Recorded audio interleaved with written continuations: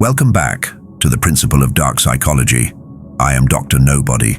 Last time we uncovered the origins, the birth of manipulation, the ancient art of control written in stone and blood. But today, we go deeper. Power is not born in thrones or crowns. It begins within us, a silent code buried beneath instinct, fear, and desire. You've felt it before. That pull to command, that sting of submission, that invisible weight pressing every mind beneath another. This is not morality, this is biology, perfected by civilization.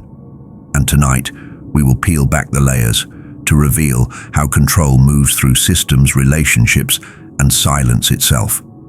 So take a breath, forget the light for a while. You're about to see what truly governs the world, and why most will never notice it. Welcome to the nature of power and control. Power did not begin in palaces. It began in the bloodstream. Long before humans built cities, before language shaped politics, the struggle for dominance ruled the earth. In the animal kingdom, hierarchy determines survival. One leads, the rest follow. And humanity, for all its intellect, still obeys this ancient law. Inside every person lives the same biological code, the urge to rise, to control, to avoid submission. Power is not a concept. It is an instinct. The same hormones that surge in a wolf before battle flood through a man when his authority is challenged. Even in modern times, this primitive structure persists in boardrooms, families, friendships, and governments. Civilization only polished the animal. It never tamed it. Dominance hides behind smiles, behind rules, behind the illusion of order. The weak call it cruelty, the strong call it nature. But it is neither. It is survival, coded in the flesh, older than morality itself. Fear keeps order. Desire fuels motion. Together they build hierarchy. Humans obey because they fear loss of status, of comfort, of belonging. They chase because they desire recognition, security, pleasure. These two forces, fear and desire, are the twin engines of civilization. A child obeys a parent not out of reason, but fear of punishment. A worker obeys a boss out of desire for reward. A nation obeys a ruler through both, fear of chaos, desire for protection. Every hierarchy rests upon this equation: pain avoided, pleasure promised. The clever exploit this. They learn to mix fear and desire like chemicals. Too much fear breeds rebellion, too much desire breeds laziness. The masters balance both, crafting invisible chains that feel like comfort. No empire, no religion, no company survives without these twin levers. They are not evil. They are engineering. Equality is a beautiful lie, one that keeps peace. Nature never built equality, it built balance. Every system, from ant colonies to empires, depends on hierarchy. Yet humans invented equality to disguise the pain of submission. In offices, governments, and social movements, the idea of fairness is a tool, not a reality. It soothes the masses, convinces them that their obedience is choice, not necessity. But beneath every equal system, invisible hierarchies form. Dominance expressed through influence, charisma, intelligence, or wealth. Even those who preach equality often crave power most. The louder the call for fairness, the deeper the hunger for control. Equality keeps the peace, but hierarchy keeps the world moving. Dark psychology sees this not as cruelty, but as structure. Civilization is only a costume. Beneath suits, uniforms, and religion, the same beast breathes. Humans created cities to cage chaos, but the instincts remain. The aggression, the need to dominate, the hunger for territory. They now wear modern faces. Arguments replace duels. Laws replace claws. But the fight remains unchanged. Look closely and you will see it everywhere. In traffic, in politics, in marriages, in the quiet envy between neighbors. Dark psychology teaches that man is not corrupted by civilization. He is disguised by it. Beneath every smile is strategy. Beneath every handshake, a test of power. The beast never died. It just learned manners. Power is not a choice. It is the natural language of life. Fear, desire, hierarchy, deception, these are not inventions of man, but echoes of the animal beneath the crown. To understand dark psychology, you must first accept this truth. The war for control begins long before the mind, it begins in the blood. Authority is not power. It is the illusion of power accepted as truth. From kings to corporations, every ruler understands the same principle. People obey symbols, crowns, uniforms, titles, laws. These are not power themselves, but mirrors that reflect it. The human mind craves structure.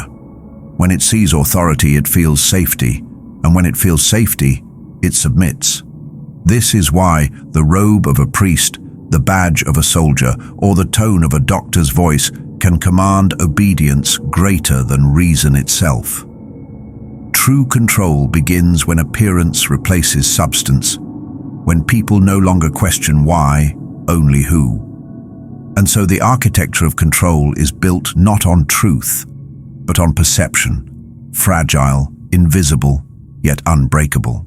Control thrives where resources are limited. Scarcity is the engine of obedience.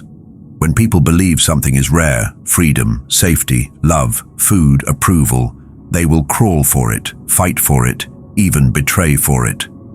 Scarcity transforms wants into needs and needs into desperation. Marketers use it, rulers perfect it. Limited offer, exclusive access, only for the chosen. The trick is not to reduce supply, it's to manipulate perception of it. People don't follow because they lack things. They follow because they believe someone else can give or take them away. Scarcity turns kings into gods. Fear builds faster than loyalty. It is the most efficient architect of obedience. A ruler who governs through kindness risks being ignored. A ruler who governs through fear is remembered. Fear sharpens attention. It freezes rebellion before it breathes. When citizens fear punishment, when employees fear loss, when lovers fear abandonment, control becomes effortless. But fear must be precise. Too much, and the system collapses. Too little, and the people grow bold. The masters of dark psychology do not terrorize blindly. They engineer fear with surgical care. They do not kill the rebel. They make him afraid to speak. Every system of control runs on one ancient equation: pain for disobedience, pleasure for obedience. Kings once used torture and gold. Modern rulers use reputation, opportunity, and comfort. It is not the reward or punishment itself that controls. It is the anticipation. Humans live not in the present, but in what they fear or hope will come next. The manipulator understands this and weaponizes it. A worker stays late not for joy, but fear of losing favor. A citizen obeys not for virtue, but fear of exposure. Even love becomes a transaction of affection given, affection withheld. Those who control this equation don't need chains. The mind becomes its own warden.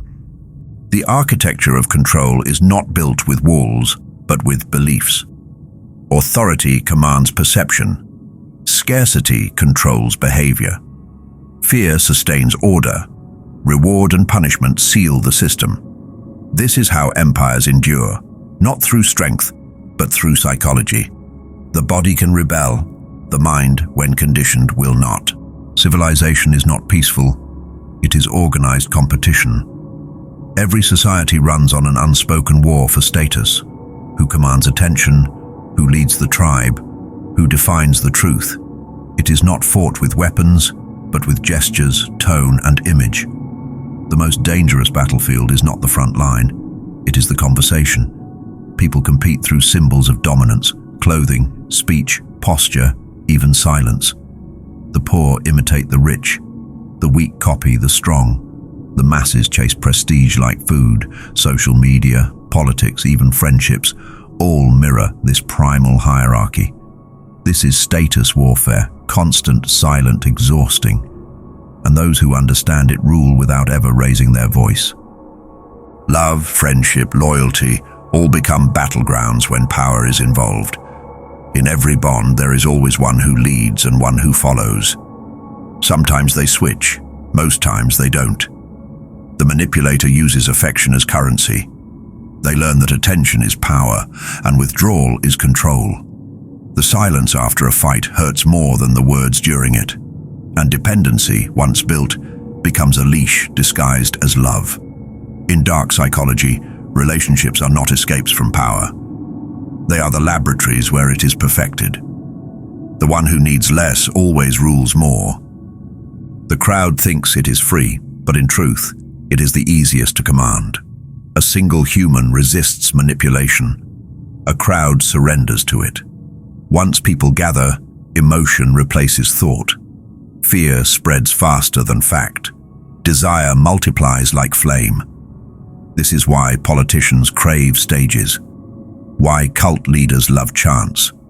Why empires feed their people spectacle. The crowd is not dangerous because it acts, but because it reacts.